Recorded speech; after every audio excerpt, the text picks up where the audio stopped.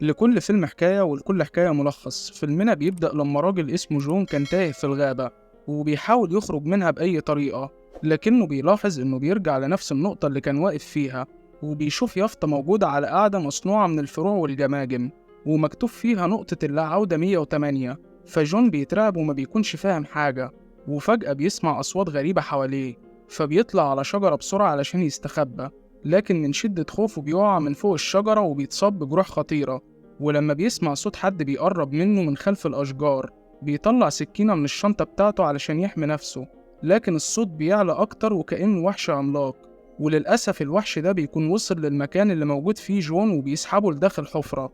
وبعدين بنروح لبنت اسمها ميني بتشتغل في محل لبيع الحيوانات الأليفة، ورئيسها في الشغل بيكلفها بمهمة توصيل بغبغان نادر لجنينة الحيوانات اللي في المدينة اللي جنبهم. وبالفعل ميني بتوافق، وبعد ما بتاخد البغبغان وتطلع على الطريق بتروح تفول عربيتها، وبيكون في لوحة في البنزينة موجود فيها صور لناس كتير مفقودين مشيوا من نفس الاتجاه اللي مينا هتمشي فيه، لكنها مش بتاخد بالها وبتكمل في طريقها. وكمان بنعرف إن دي نفس المنطقة اللي جون اختفى فيها في أول الفيلم. وبعدين مينا وهي ماشية بالعربية بتضطر إنها تعدي على غابة، واللي أول ما بتدخل فيها فجأة العربية بتقف مكانها ومش بترضى تتحرك. ولما مينا بتنزل من العربية علشان تعرف هي فين، فجأة بتشوف يافطة مكتوب عليها نقطة اللا عودة 12. فميني بتاخد البغبغان وبتروح تشوف إذا كان في سكان في الغابة دي يقدروا يساعدوها. ولما مشيت شوية قدام ولفت وشها، فجأة لقيت العربية بتاعتها اختفت من مكانها. وساعتها ميني بتترعب وبتحس إنها ممكن تموت في الغابة دي، لأن مفيش أي مخرج قدامها. وفجأة بتلاقي مجموعة من الخفافيش بتطير فوق منها، وبتشوف شخص بيتحرك بين الأشجار اللي وراها. فميني بتجري ناحية الشخص ده وبتكتشف إنها ست عجوزة، وميني لسه بتطلب منها المساعدة. الست بتطلع تجري لحد ما بتختفي من قدام ميني، لكن فجأة بتظهر مرة تانية وهي بتفتح باب صغير وبتقول لميني تدخل جواه بسرعة لو عايزة تعيش. وبالفعل ميني بتدخل والست بتقفل وراها الباب، وبتعرفها إن اسمها ميلين، وكمان بتعرفها على 2 تانيين موجودين معاها في المكان، واللي هم كيار ودانيال. ولما ميني بتسألهم إحنا فين، ميلين بترد عليها إنهم في مكان اسمه العش، وإنهم تايهين زيها بالظبط. وبتعرفها إن في كائنات اسمها المراقبين في الغابة بييجوا كل ليلة علشان يشوفوهم من بره لحد ما الشمس تطلع. وبتطلب من ميني إنها تقف جنبهم قدام المراية. وفجأة ميني بتسمع أصوات تسقيف، وميلين بتعرفها إن المراقبين بيرحبوا بيها علشان لسه جديدة. بيجي الصبح وميني بتقرر إنها تسيب المجموعة وتمشي، وعلى الرغم من تحذير المجموعة ليها بإنها مش هتقدر تخرج من الغابة، إلا إن ميني بتصر على موقفها. وبالفعل بتسيبهم وتفضل تتمشى في الغابة على أمل إنها تلاقي العربية بتاعتها.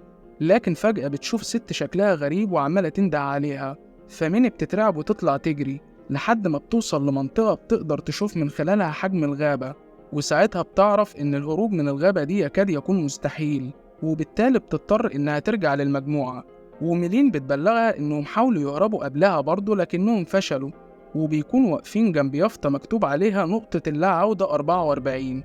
وميلين بتعرف ميني إن العلامات دي منتشرة في الغابة بالكامل، وإن كل يافطة منهم على بعد نص يوم مشي من العش. والهدف من العلامات دي إنك لو عديتيها هتتوهي في الغابة ومش هتعرفي ترجعي مرة تانية. بيجي الليل وكل واحد من المجموعة بيقدم الموهبة بتاعته للمراقبين.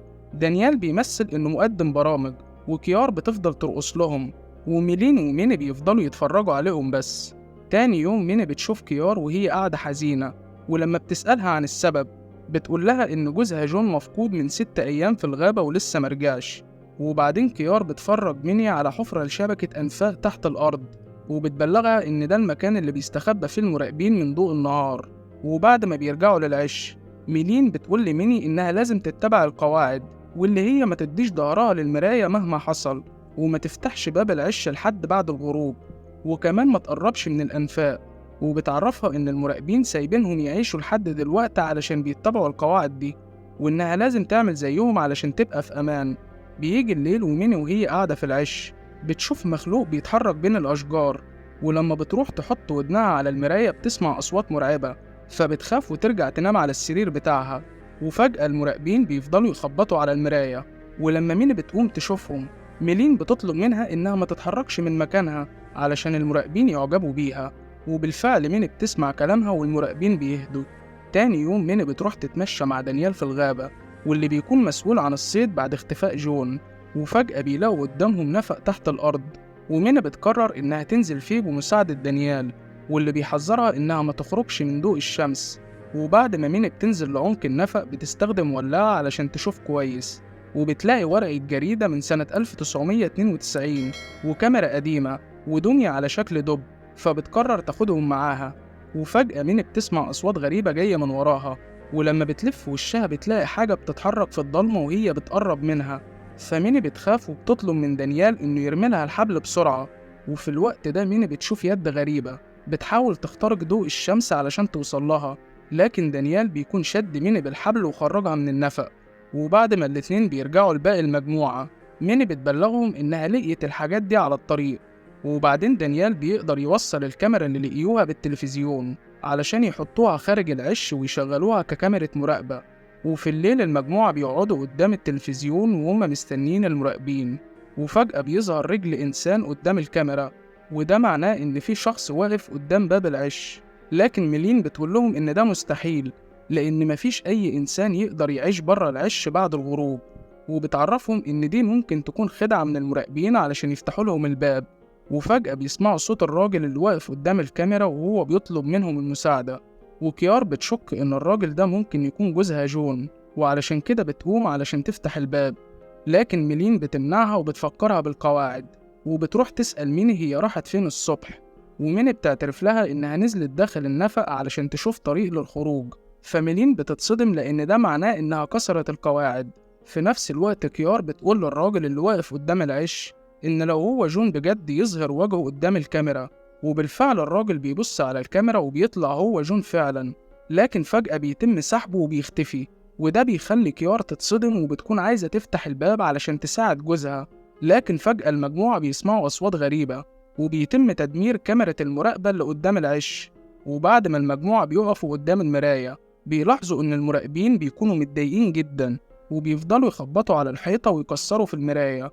تاني يوم المجموعة بيروحوا عند النفق اللي نزلت فيه ميني، وميلين بترمي عجلة جواه، وهي بتحذر المجموعة إنهم ما يكسروش القواعد مرة تانية.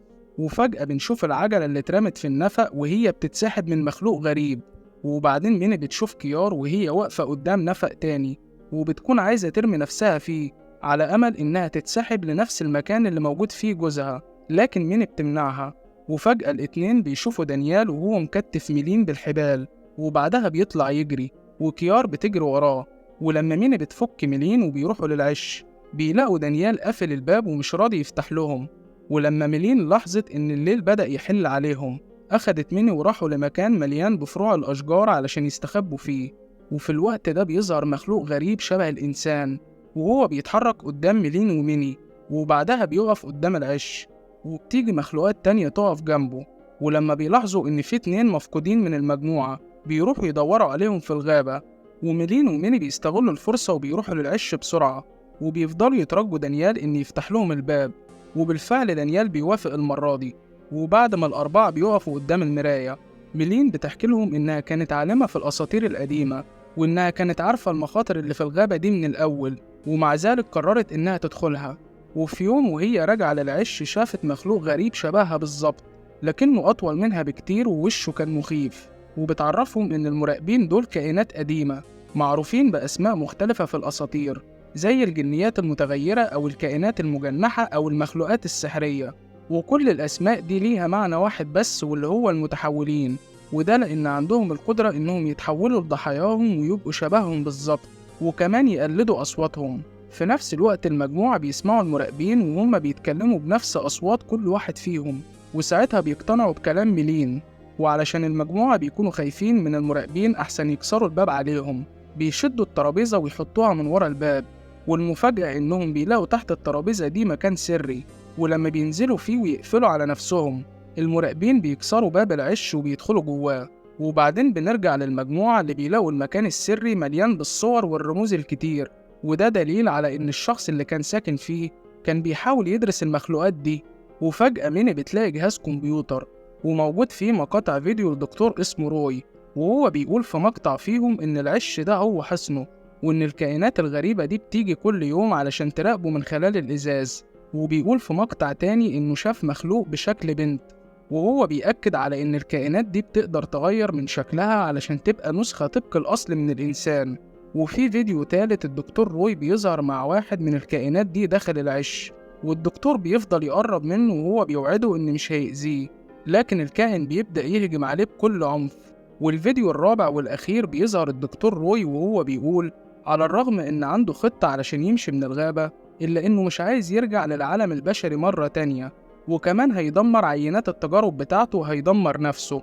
وبيقول إن في مركب عند النقطة 134، وبينصح أي شخص يتفرج على الفيديو ده إنه يمشي ورا الطيور، لأن هم بس اللي عارفين طريق الخروج من الغابة.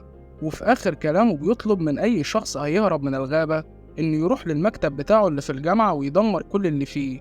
وبعدين مقطع الفيديو بيستمر في التشغيل، والدكتور بيطلع من المكان السري وبنسمع صوت طلقة رصاص. وبعد ما المجموعة اكتشفوا كل حاجة بيستنوا لحد ما الصبح يطلع، وبيخرجوا من العش وبيفضلوا يتمشوا في الغابة لحد ما بيوصلوا للنقطة 134. وساعتها مينا بتخرج البغبغان من القفص علشان يقودهم لطريق الخروج. وبعد ما عدوا من النقطة 134 دخلوا في مكان اسمه صخرة سد مرور الجنيات المسجونة، وميلين بتعرفهم إن الكائنات السحرية دي كانت عايشة زي الآلهة وسط البشر، وكانوا بيحاولوا يعملوا ارتباط ما بين البشرية والطبيعة، لكن البشر خافوا من قوة الكائنات السحرية، وده تسبب في حرب شرسة ما بين الاتنين. والبشر قدروا يسجنوا الكائنات دي داخل قبر ويسدوه بحجارة كبيرة، لكن بعد فترة الكائنات دي قدرت تطلع على سطح الأرض مرة تانية، لكنهم اكتشفوا إنهم فقدوا أجنحتهم السحرية، وعلشان كده ما قدروش يخرجوا من الغابة. وبعدين المجموعة بتكمل في رحلتها، وبيلاحظوا إن الليل دخل عليهم، وده معناه إن الغابة هتكون أخطر بكتير، لأن المراقبين هيبدأوا يظهروا. لكن المجموعة بيكونوا وصلوا للنهر اللي الدكتور قال لهم عليه، وكمان بيلاقوا المركب موجود هناك. ولما بيروحوا يفكوا الحبال اللي مربوط بيها، دانيال بيسمع صوت جون وهو بينده عليه، فبيروح يجيبه ويرجع للمجموعة. وعلى الرغم إن كيار بتحذر دانيال إن ده مش جوزها، إلا إنه مش بيسمع كلامها. وفجأة دانيال بيعرف إنه اتخدع لما بيشوف المخلوق اللي اتشكل على هيئة جون وهو بيرجع لطبيعته المرعبة، وبعدها بيهجم على دانيال ويخلص عليه. وفجأة بتظهر مخلوقات تانية كتير جنب النهر، لكن المجموعة بيكونوا مشيوا بالمركب، وبيشوفوا المخلوق الغريب اللي موت دانيال وهو بيتحول ازاي لشكله بعد ما قتله. وفي الصبح المجموعة بينزلوا من المركب بعد ما بيلاقوا كوبري قدامهم، ولحسن الحظ بيلاقوا عربية ماشية على الكوبري ده، فبيركبوا فيها لحد ما بتوصلهم للمدينة. وميني بتسيبهم وبتروح لمكتب الدكتور روي في الجامعة، وبتلاقي صندوق موجود هناك وجواه تسجيل بصوت الدكتور روي بيتكلم فيه عن اكتشافه المخطوطة بتوضح تاريخ الجنيات القديم لما كانوا عايشين وسط البشر قبل ما يبقوا وحوش، وإزاي كانوا جزء من عائلاتهم، لكن اختلاطهم بالبشر أدى لوجود كائنات غريبة وقوية بيقدروا يتحولوا لأشكال البشر اللي ماتت. والدكتور روي بيوضح إن لو الأسطورة دي حقيقية ممكن البشر يستفادوا منها، زي إنهم يستخدموا سحر الجنيات دي في استرجاع الإنسان من الموت. وفجأة ميني بتلاقي صور وأوراق كتير في المكتب، فبتروح لبيت كيار وبتوريها الصور اللي لقيتها، واللي بيكون فيها صورة للدكتور روي مع ميلين، واللي بيتضح إنها تبقى مراته. فالاتنين بيستغربوا لأن ميلين عمرها ما حكت لهم عن الموضوع ده. وفجأة ميني بتلاقي شهادة وفاة مرات الدكتور روي، وبتكتشف إنها ماتت من زمان، وده بيخليهم يستنتجوا إن ميلين اللي كانت معاهم في الغابة تبقى جنية متحولة، لكنها مختلفة لأنها بتقدر تمشي في ضوء النهار. وساعتها ميني بتتضايق لأنها ساعدت واحدة من الجنيات في الهروب من الغابة، وبتبلغ كيار إنهم لازم يحاولوا يرجعوها للغابة مرة تانية. وفجأة ميني بتشوف عربية بتقرب من البيت، وبتنزل منها واحدة ست، والمفاجأة إنها بتطلع كيار. وساعتها ميني بتعرف إن اللي واقفة معاها دلوقتي هي مجرد جنية متشكلة في هيئة كيار. وأول ما كيار الحقيقية بتوصل الجنية بتختفي، تظهر من ورا كيار وهي على هيئة جون، واللي بيفضل يضرب في كيار لحد ما يوقعها على الأرض ويغمى عليها. وبعدين بيروح يمسك ميني وبيرميها على الإزاز ويعورها. وفجأة الجنية بتتحول من شكل جون لشكل دانيال، وهي بتشكر ميني على مساعدتها في الخروج من الغابة. وفجأة الجنية بتتحول لشكل ميلين، وهي بتوضح لميني إن الدكتور روي وعدها إنه هيقول لها على طريق الخروج من الغابة، لكنه غدر بيها وكان عايز يقتلها، وعلشان كده هي اللي خلصت عليه. وبعدين ميلين بتتحول لشكل ميني بالظبط، وبتروح تخنق فيها وتبلغها إنها هتعيش وسط البشر باستخدام جسمها، وميني بتبلغ الجنية إنها لقيت مستندات في مكتب الدكتور روي مضمونها إن البشر والكائنات السحرية اتجوزوا من بعض وخلفوا أطفال كمان، وبتعرف الجنية إنها أكيد من الأطفال دول، وإنها هجين ما بين البشر والجن، وده بيخلي الجنية في صراع من الداخل، وبتبلغها إن في كائنات كتير زيها وممكن تدور عليهم وتعيش معاهم علشان ما تبقاش لوحدها. وفجأة الجنية بيطلع لها جناحات، فبتحاول تطير علشان تدور على بقية أنواعها زي ما ميني قالت لها. وبعد ما ميني بتروح البيت بتحكي لأختها التوأم عن كل اللي حصل معاها. وفجأة بنشوف ميلين متشكلة على هيئة بنت صغيرة في الشارع وهي بتبص على بيت ييني. وبكده يكون فيلمنا انتهى. لو عجبك الفيديو اعمل لايك واشتراك. سلامات.